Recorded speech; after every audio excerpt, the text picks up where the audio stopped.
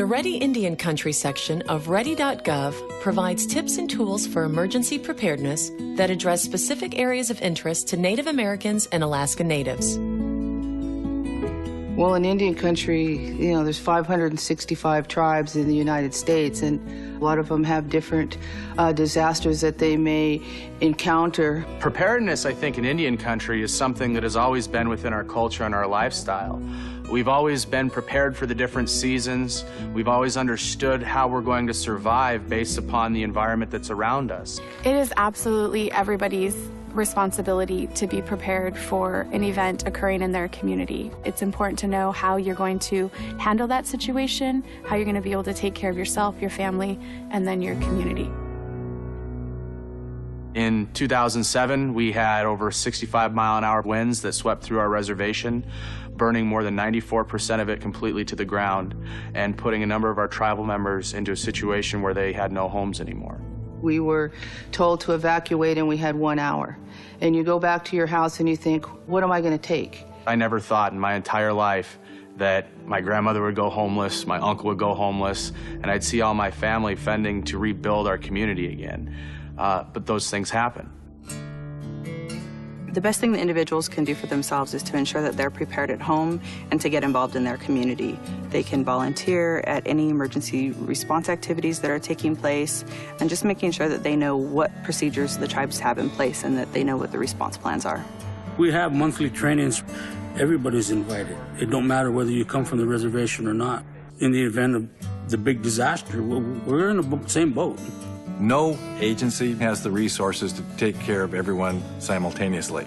It's a collaboration of tribal governments, tribal agencies, tribal emergency response, with the American Red Cross, with the state, local governments, with FEMA, all working our plans together so that we can support each other with the resources we have.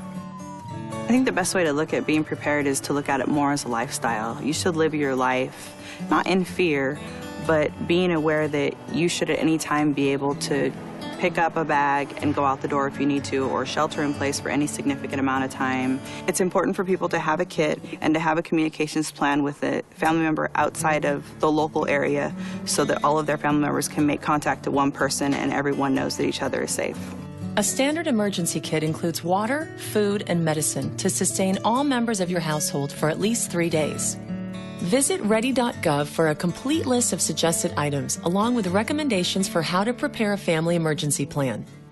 Disaster preparedness is not a one-time event. You always have to be prepared because you don't know when it's going to hit you.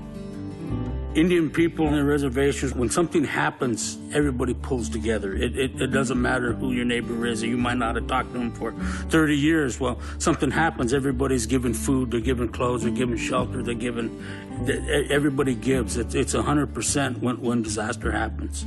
And I think that's one of the reasons that we're able to sustain ourselves is because of the fact that we take care of one another. If a tribal community and their lands are destroyed by a disaster of any kind, it's not like the tribal community can go somewhere else and rebuild their sacred sites.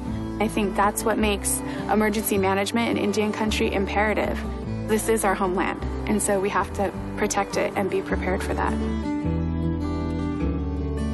Check out the information at Ready Indian Country on Ready.gov and get started preparing today.